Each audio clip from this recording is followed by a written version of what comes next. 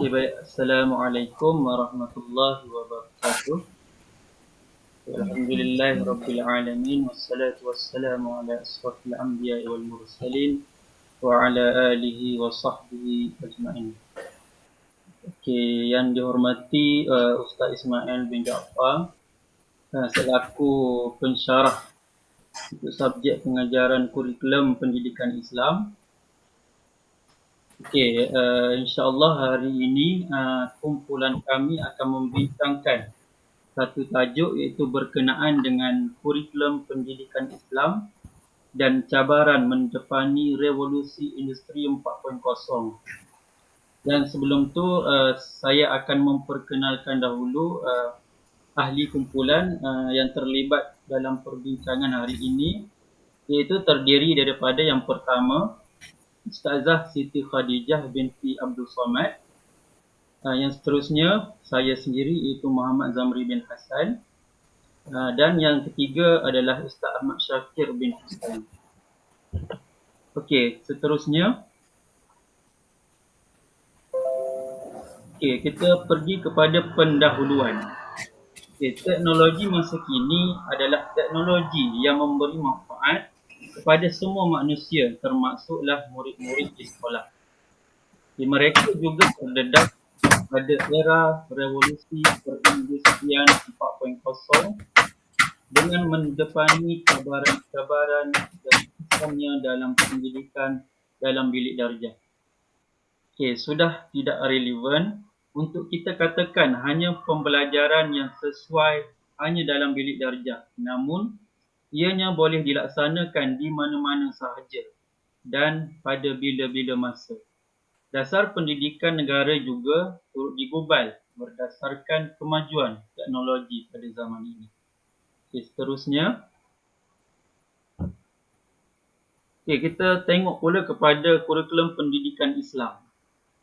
Untuk menggambarkan pengertian pendidikan Islam, definisi yang telah dikemukakan oleh seorang sarjana Islam iaitu yang bernama Khurshid Ahmad tahun 1973 menyatakan definisi pendidikan Islam sebagai satu latihan akliyah, jasmaniyah dan rohiyah bertujuan melahirkan manusia yang berkebudayaan tinggi, sanggup melaksanakan tanggungjawab sebagai insan yang baik dan warga negara yang berguna. Okey, seterusnya masuk kurikulum pendidikan Islam. Kurikulum pendidikan Islam adalah bahan-bahan pendidikan Islam yang berupa kegiatan, pengetahuan dan pengalaman yang dilakukan dengan sengaja dan sistematik dan diberikan kepada anak didik dalam rangka tujuan mencapai pendidikan Islam.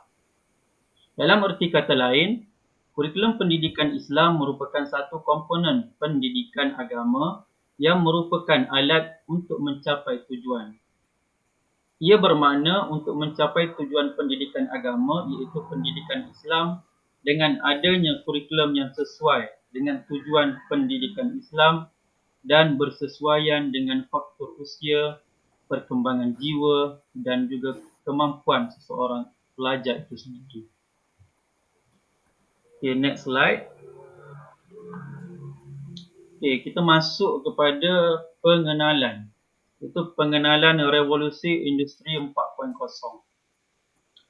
Revolusi industri 4.0 ialah revolusi digital yang merujuk kepada proses pembangunan teknologi dalam sebuah industri khususnya.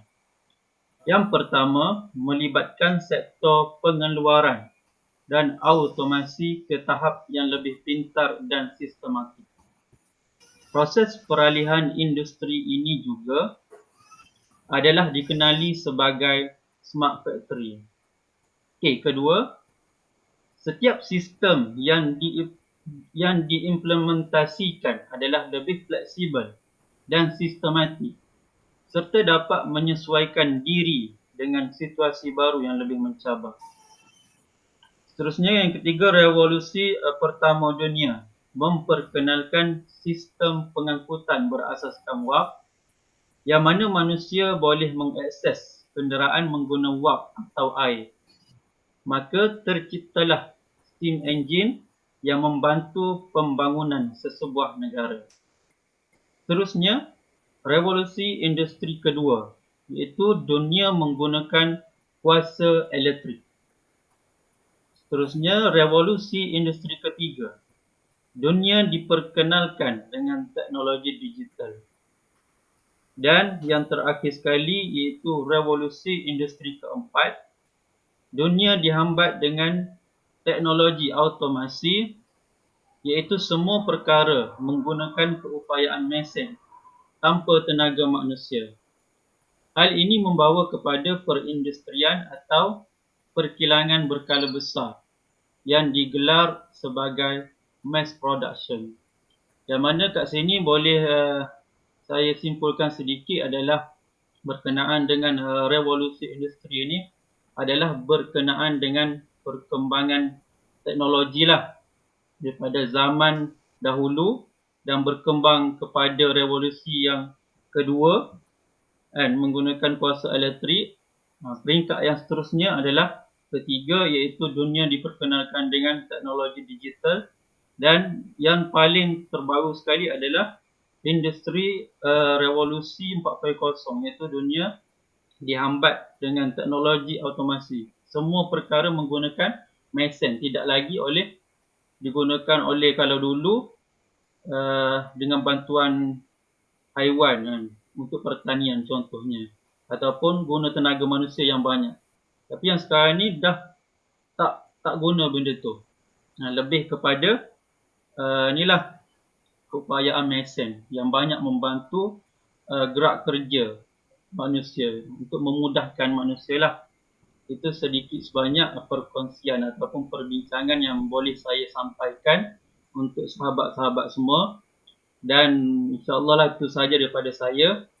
Dan sahabat saya Ustaz Ahmad Syakir akan meneruskanlah perbincangan untuk tajuk pada hari ini. Dan saya serahkan kepada Ustaz Ahmad Syakir.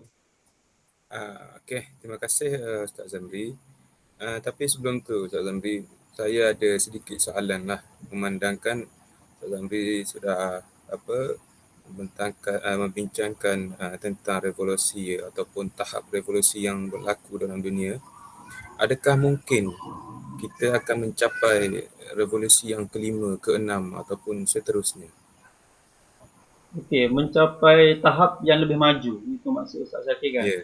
Okey, tidak mustahil lah dalam dunia ni. Kalau kita tengok contohnya, kita tak membayangkan apa yang berlaku di masa depan. Dan sekarang ni, benda yang kita tak jangkakan tu wujud kan. Teknologi yang terkini banyaklah kan, dapat membantu memudahkan kehidupan kita juga. Untuk hari inilah, itu sedikit komen daripada saya. Maksudnya semua tu perkara yang kita tak dapat nak fikir ataupun tak dapat tercapai di akal lah. Itu kita bayangkan. Untuk sekarang ni lah. Dan sesuatu tu mungkin terjadi, mungkin tidak terjadi. Boleh dua keadaan lah. Okey, baik, terima kasih Ustaz Zamri. Baik, saya akan teruskan perbincangan kita dengan tahap ataupun lebih kepada huraian yang lebih kepada tahap revolusi. Baik, revolusi industri pertama, mesin mula diperkenalkan bagi mengurangkan penggunaan haiwan dan tenaga manusia, macam yang dikatakan seperti oleh Ustaz Zamri. Kalau dulu kita gunakan binatang, macam contoh kalau kita dapat lihat pada zaman tamadun Mesir pada zaman Sayyidina Amr bin As, dia membina sebuah istana, dia dipanggil qal'ah ataupun kubu, maksudnya kubu dalam bahasa Melayu, di bandar Mesir lah, di Kairah. Kita dapat lihat dari kubu atas bukit sana tu, dia menyambung hingga ke sungai, dan sambungan dia tu merupakan satu benteng, dan di atas benteng tu ada laluan air yang untuk angkut air dari bawah kepada ke atas bukit. Dan diceritakanlah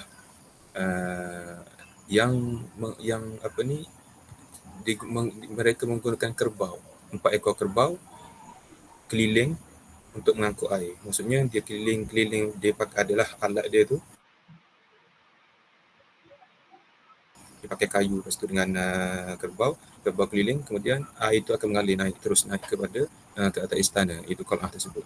Baik, menggunakan tenaga haiwan dan juga manusia ni dalam bidang pertanian, bidang tekstil dan pengangkutan.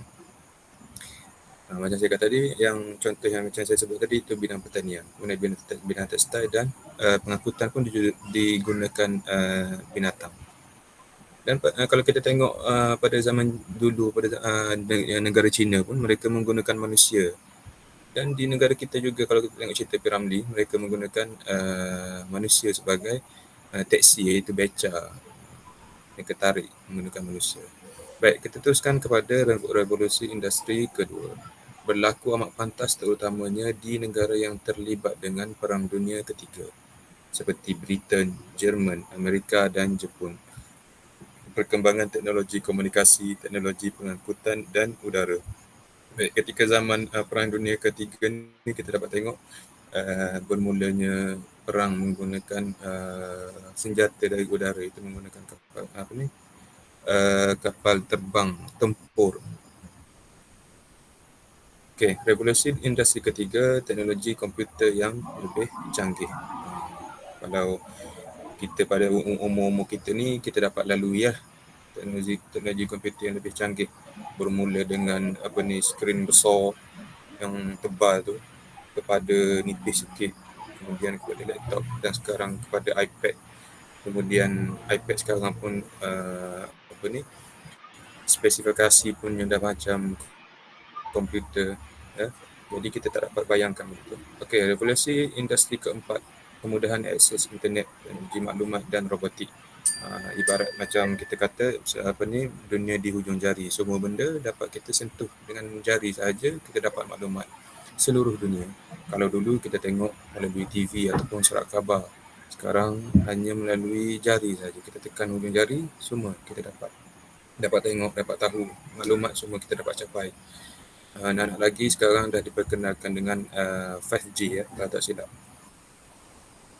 Okey, kemudian impak revolusi 4.0 kepada pendidikan di Malaysia. Okey, revolusi yang kita sebut tadi, dia ada impak ataupun kesan kepada pendidikan yang dibangunkan di Malaysia.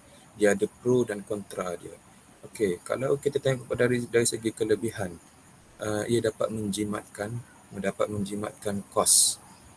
Bagi saya, kalau menjimatkan kos ni, mungkin kita boleh kurangkan penggunaan kertas. Kalau sekarang kerajaan memperkenalkan kempen paperless. Kalau kita pergi supermarket pun dia tanya nak plastik ke, nak ataupun paper bag sebagainya. Jadi untuk menjimatkan kos pengeluaran kertas, kita boleh menggunakan teknologi seperti membuat kita letak buku teks di dalam tab yang beri kepada semua pelajar. Dan kemudian kekurangan revolusi, wujud jurang yang besar antara pelajar dari latar belakang berbeza dan pengetahuan terhadap teknologi yang diguna. Macam saya sebut tadi, kita boleh untuk menjimatkan kos, kita bagi kepada pelajar setiap tab yang mampu milik. Tapi kalau kita tengok tahap ataupun taraf sosiologi budaya di Malaysia ni, terlalu banyak jurang lah, dan kita pun dibahagi kepada B1, B2, B40, M40 dan T20 dan sebagainya. Jadi mungkin teknologi ini boleh digunakan untuk golongan tertentu dan boleh juga tidak digunakan oleh golongan tertentu. Baik, kelebihan yang kedua, membantu guru dalam proses PDP. Kalau kita tengok sekarang ni pun memang banyaklah. Macam sekarang pun kita belajar ataupun berbincang melalui komputer saja, menggunakan teknologi.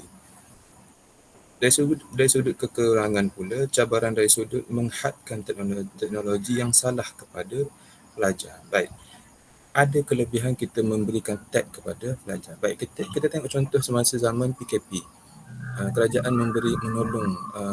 tolong beri telefon pintar yang mampu milik kepada pelajar yang kurang mampu. Jadi kita dapat tengok di situ pelajar, kita tak dapat nak menghadkan penggunaan tu, kita tak dapat nak kontrol penggunaan telefon tu. Maksudnya pelajar boleh download aplikasi yang pelik-pelik. Dari situlah bermulanya sahsiah pelajar menurun, mereka kurang bergaul, mula berkurang sosialnya, mula kurang. Jadi banyaklah kekurangannya. Okey, kelebihan yang ketiga, pembelajaran boleh berlaku di mana-mana tanpa mengira tempat dan masa. Macam sekarang lah. Ada yang berada di Pahang, ada yang berada di Terengganu, ada yang berada di Kelantan. Guru-guru pun ada di tempat lain dan boleh berlaku pada bila-bila masa. Kita nak buat kelas bila masa pun boleh. Nak belajar, nak mencari maklumat bila-bila masa pun boleh. Kekurangan yang ketiga, pergantungan yang tinggi kepada media. Maksudnya kita tidak lagi pergi secara manual, maksudnya pergi mencari maklumat di perpustakaan dan sebagainya. Padahal di sana lebih banyak maklumat yang sahih ataupun yang lebih bagus keabsahannya. Kemudian kekurangan keempat, tekangan kos kewangan kepada pendidik. Ini pun juga merupakan satu isu masalah jugalah. Kadang-kadang pendidik ni pun dia ada banyak komitmen. Dia nak membeli teknologi sekarang ni pun tak mampu. Okey. Baik, sekarang kita tengok pada cabaran kurikulum pendidikan Islam mendepani revolusi industri 4.0. Elemen merentas kurikulum EMK. Cabaran dia, EMK merupakan unsur nilai tambah yang diterapkan dalam proses pengajaran dan pembelajaran PDP. Antara elemen EMK ialah sains dan matematik. Jadi kita perlu menerapkan unsur sains dan matematik di dalam pendidikan Islam. Kemudian penggunaan teknologi dalam PDP sangat menyumbang kepada pembelajaran yang lebih cekap dan berkesan. Kita dah bincang tadi. Kemudian Kementerian Pendidikan Malaysia, sebelum tu maksudnya penggunaan teknologi dalam PDP sangat menyumbang kepada pembelajaran lebih cekap dan berkesan. Ini maksudnya lebih cekap, maksudnya lebih kita boleh mempercepatkan proses pembelajaran. Kemudian kita dapat menunjukkan lagi lebih image kita sebagai guru, iaitu profession yang profesional lah dan berkesan. Maksud berkesannya dapat meningkatkan motivasi para anak didik. Kemudian Kementerian Pendidikan Malaysia telah meletakkan keperluan teknologi maklumat dan komunikasi dalam pendidikan sebagai anjakan 7, itu memanfaatkan ICT bagi meningkatkan kualiti pembelajaran di Malaysia. Okey, setakat itu saja daripada saya. Saya serahkan perbincangan ini kepada Okey, terima kasih kepada Ustaz Syakir atas perkongsian tadi. Okay, jadi berdasarkan kepada perbahasan yang telah dibuat oleh Ustaz Syakir dan Ustaz Zamri, kita dapat lihat bahawa revolusi 4.0 ni turut memberi kesan kepada pendidikan di Malaysia. Bukan sekadar dalam bidang industri, tapi dalam sektor pendidikan pun turut menerima tempias lah. Jadi seterusnya saya akan menyambung berkaitan dengan cabaran kurikulum pendidikan Islam dalam mendepani revolusi 4.0. Yang kedua iaitu kemahiran pembelajaran abad ke-21 atau juga disebut sebagai PAK 21. Okay, PAK 21 ni adalah elemen yang diterapkan dalam kurikulum pendidikan Islam dengan cara menggalakkan pembelajaran berpusatkan pelajar. Maksudnya kat sini, pelajar ni dia terlibat secara aktif dalam pembelajaran di dalam kelas. Dan bukan bermaksud guru tu tidak memainkan peranan langsung, tetapi dia keterlibatan secara bersama di antara pelajar dan juga guru. Maksudnya guru ni dia hanya menjadi sebagai facilitator ataupun pemudah cara kepada pelajar. Pembelajaran berpusatkan pelajar ni dia berbeza dengan pembelajaran konvensional yang mana dia lebih berpusatkan kepada guru dan dia hanyalah pembelajaran secara sahala. Okey, dan kejayaan PAK 21 ni adalah bergantung kepada kebijaksanaan guru. Maksudnya guru tu mestilah bijak macam mana dia nak merancang aktiviti yang boleh mencapai kepada pembelajaran abad ke-21 ni lah. Okay, dan penggunaan komputer dan internet dalam PDP dapat mendedahkan murid tentang prinsip Internet of Things. Maksudnya guru yang menggunakan komputer dan internet dalam pengajaran dia, dia dapat memberikan pendedahan kepada murid tentang prinsip Internet of Things. Internet of Things ni bermaksud internet untuk segala-galanya, termasuk dalam bidang pendidikan. Sebagai contoh, kaedah pembelajaran e-learning yang mana pelajar dia tidak perlu lagi untuk berjumpa face to face dengan guru untuk dia dapatkan bahan pengajaran, untuk dia belajar, tapi hanya boleh dapatkan secara online lah. Sebagai contoh, melalui Google Classroom ke, Telegram ke, email dan sebagainya. Okey. Di antara cara macam mana guru nak mewujudkan pembelajaran abad ke-21 ni adalah melalui pembelajaran kooperatif. Kooperatif ni adalah pembelajaran yang melibatkan kumpulan lah. Pelajar dia buat perbincangan kumpulan. Okay. Ataupun project based learning, pembelajaran berasaskan projek. Macam dalam pendidikan Islam, sama ada projek, boleh buat projek amali sembelih ke, tayamum ke dan sebagainya. Ataupun gallery walk. Gallery walk ni maksudnya pelajar dibahagikan kepada kumpulan, dia buat perbincangan dan hasil tu dipersembahkan kepada pelajar lain. Maksudnya pelajar yang daripada kumpulan lain tu berjalan untuk tengok hasil kumpulan lain. Hot seat dan think, pair, share. Dan sebenarnya banyak lagi lah. Okay, seterusnya. Okay, cabaran yang ketiga adalah kemahiran berfikir aras tinggi. Kemahiran berfikir aras tinggi merupakan antara elemen penyepaduan dalam kurikulum pendidikan Islam. Maksudnya kat sini, kemahiran berfikir aras tinggi ni dia adalah dia melatih keupayaan pelajar tu macam mana dia nak dia nak mengaplikasikan pengetahuan yang dia dah sedia ada dalam diri pelajar tu untuk dia reflect kepada masalah yang timbul. Maksudnya macam mana dia nak selesaikan masalah berdasarkan kepada pengetahuan yang dia dah ada. Dan kebat ni dapat melahirkan pelajar yang berfikir secara kritis dan juga kreatif sehinggalah dia dapat menghasilkan sesuatu yang baru. Jadi dalam kemahiran ni guru memainkan peranan lah macam mana dia nak menggunakan nak menghasilkan kaedah pengajaran yang lebih berkesan untuk dia menggalakkan kepada kemahiran berfikir aras tinggi dalam kalangan pelajar supaya ia selaras dengan matlamat pendidikan dalam era 4.0. Okay, seterusnya. Okay, jadi itu adalah berkaitan dengan cabaran kurikulum pendidikan Islam dalam mendepani revolusi 4.0. Seterusnya adalah berkaitan dengan persediaan guru pendidikan Islam. Macam mana guru, kita sebagai guru nak buat persediaan untuk kita menghadapi revolusi 4.0 ni. Yang pertama adalah guru mestilah menerima dengan hati terbuka terhadap revolusi 4.0 ni supaya dapat meningkatkan mutu pendidikan Malaysia sejajar dengan pendidikan di peringkat antarabangsa. Maksudnya guru mestilah terbukalah untuk menggunakan sebarang teknologi yang ada ni dan diterapkan dalam pendidikan. Yang kedua, guru juga mestilah bersedia untuk menjadi fasilitator dalam kaedah pengajaran. Dan yang ketiga, kita sebagai guru hendaklah bersedia untuk menguasai kaedah pengajaran moden bersesuaian dengan perkembangan teknologi semasa. Maksudnya kita kena belajar untuk kuasai teknologi yang ada macam Google Meet, apa lagi, YouTube, Telegram, supaya kita dapat applykan teknologi tu dalam pengajaran kita. Seterusnya.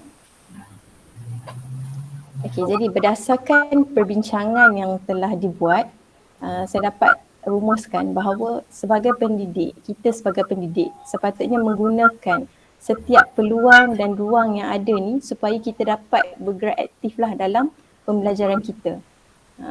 Dan sistem pendidikan di seluruh negara juga akan mengalami perubahan hasil revolusi 4.0. Maksudnya bukan sekadar pendidikan di Malaysia yang mengalami perubahan disebabkan revolusi 4.0 ni, tetapi pendidikan di negara-negara lain juga turut mengalami perubahan. Okey. Dan kita memerlukan institut pendidikan tinggi yang lebih fleksibel dan bersedia untuk mengharungi cabaran baharu yang akan datang lah. Maksudnya macam Ustaz Zamri cakap tadi, maksudnya kita tak boleh nak aspek apa yang akan berlaku pada masa akan datang. Mungkin akan jadinya revolusi 5.0. Jadi kita memerlukan satu institut pendidikan yang maksudnya bersedialah dan fleksibel dan bersedia untuk mengharungi cabaran yang akan datang. Jadi saya rasa itu sahajalah daripada kumpulan kami. Ada apa-apa penambahan? Saya rasa cukup jelas lah daripada Ustazah Khadijah. Ustaz Zamri ada penambahan ke? Okay, rasanya semua dah jelas. Dan jadi kalau semua dah tak ada apa nak tanya, dan kita berakhir dululah perbincangan kita pada hari ini. Okay, Assalamualaikum warahmatullahi wabarakatuh.